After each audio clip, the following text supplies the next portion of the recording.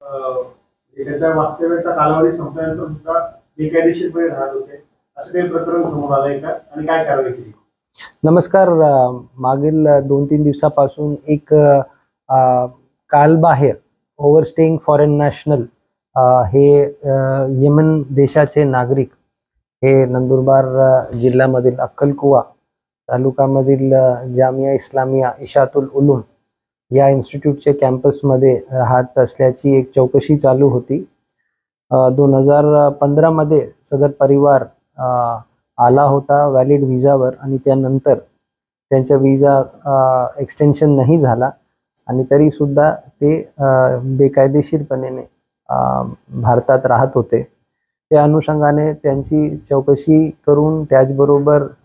जामिया इस्लामिया इशातुल उलूम त्यांचे जे मॅनेजमेंट आहे त्यांचे जबाब घेऊन पूर्ण चौकशी झाल्यानंतर सदर येमनी नागरिक यांच्यावर तसेच त्यांना इतके वर्ष अकोमोडेट केले आणि फॅसिलिटेट केले